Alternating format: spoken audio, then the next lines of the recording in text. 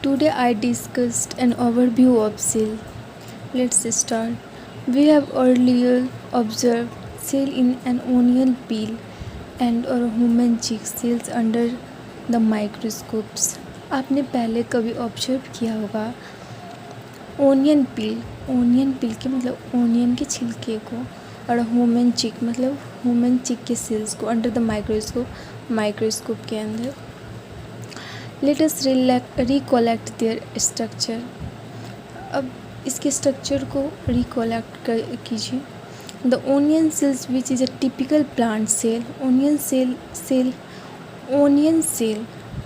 Cell होता है एक typical plant cell. Has a distinct cell wall as its outer boundary and just within it is the cell membrane. Onion peel के cell के ऊपर एक cell wall होता है, आउटर बाउंड्री होता है उसके जस्ट अंदर एक सेल मेम्ब्रेन होता है. The cell of the human cheeks have an outer membrane as the delimiting structure of the cell. मतलब the cells of human cheek का जो सेल होता है उसके अंदर उसका आउटर डिलिमिटिंग स्ट्रक्चर बस मेम्ब्रेन होता है, आउटर मेम्ब्रेन, उसमें सेल वॉल नहीं होता है. Inside each cell is a dense membrane bound structure called nucleus. मतलब किसी भी सेल में एक डेंस मेम्ब्रेन बाउंड स्ट्रक्चर होगा, उसको न्यूक्लियस बोलेंगे. This nucleus contains the chromosome which in turn contain the genetic material DNA. और वो न्यूक्लियस DNA क्रोमोसोम कंटेन क्या रहता है, जो जेनेटिक मटेरियल DNA में कन्वर्ट हो जाता है. Cells that have a membrane bound nuclei are called eukaryotic cell.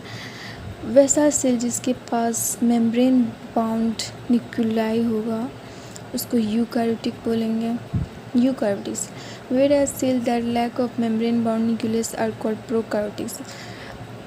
और वैसा सेल जिसके पास मेम्ब्रेन बाउंड न्यूक्लियस नहीं होगा उसको बोलेंगे prokaryotic cells. In both prokaryotic and eukaryotic cells a semi fluid matrix cytoplasm occupy the volume of the cell. सभी cell में जैसे यूकैरियोटिक और प्रोकैरियोटिक, इस दोनों टाइप के सेल में एक सेमी फ्लूइड मैट्रिक्स होता है, उसको बोलते हैं साइटोप्लाज्म. जो साइटोप्लाज्म ऑक्यूपाई करता है volume of the cell. Cytoplasm जो होता है उस सेल मेम्ब्रेन के अंदर होता है और जितना भी वॉल्यूम होता है सेल का सबको ऑक्यूपाई करके रहता है. वो एक जेली टाइप का सब्सटेंस होता है, फ्लूइड होता है, semi fluid. The cytoplasm is the main arena of the cellular activity in both plant and animal cells. Animal cells and the prokaryotic use all type of cell में cytoplasm main arena होता है cellular activities का.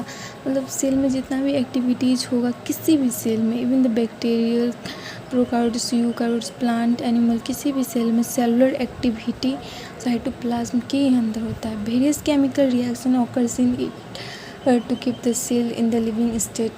सभी तरह के chemical reactions cell में होते हैं, उस साइटोप्लाज्म के अंदर ही होते हैं. इसी कारण वो कोई भी सेल लिविंग होता है.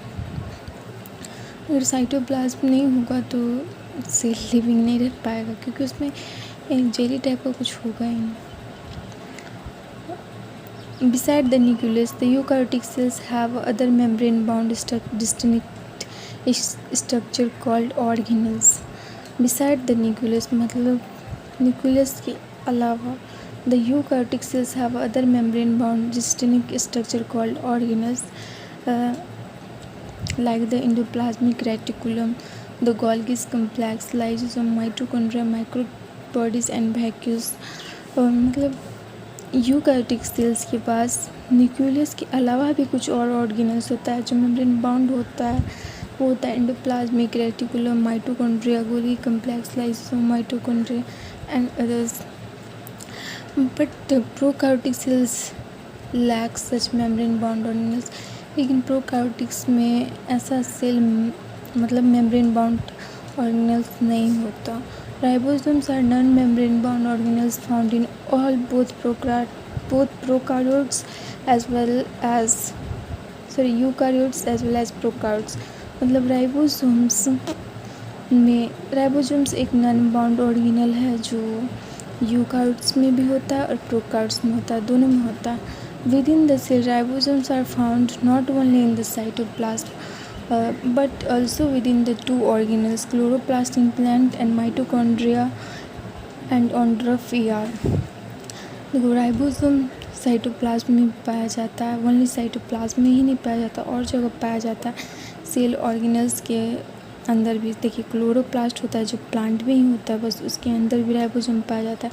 माइटोकॉन्ड्रिया प्लांट और एनिमल सेल दोनों में होता है. उस दोनों से ऑर्गेनल्स में मतलब प्लांट में भी और एनिमल सेल में माइटोकॉन्ड्रिया पाया जाता है. तो इसमें के अंदर भी राइबोसोम होता है और रफ ER पे भी राइबोसोम होता है.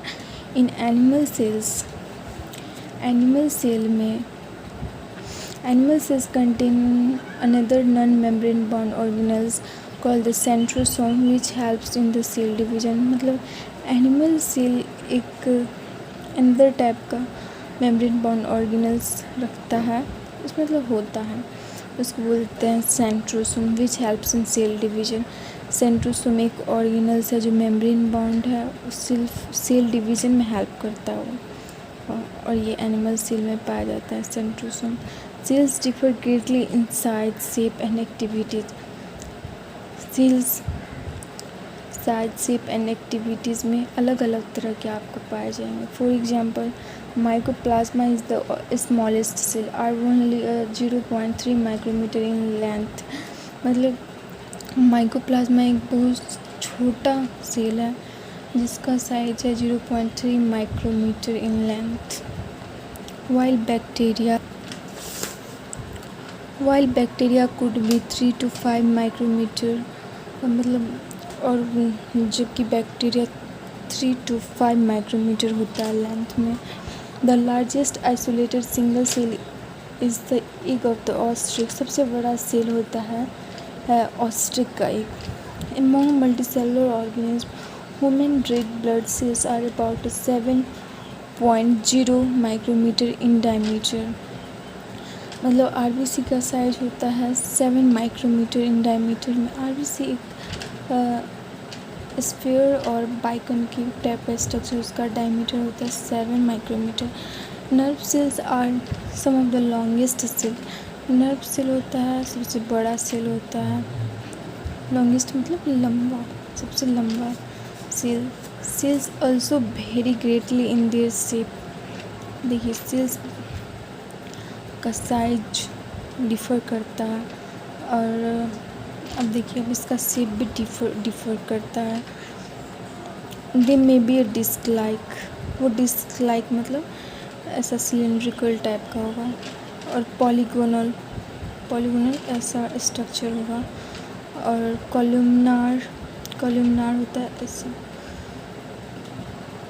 और क्यूबाइडल होता है ऐसा. ये सब इंटेस्टाइन में पाए जाते हैं. और थ्रेड लाइक में एग्जाम्पल आ गया नर्व सेल जो धागे की तरह होता है. इवन इरेगुलर में आ जाता है WBC white blood cell, amoeboid shape. The shape of the cell में vary with the function they perform.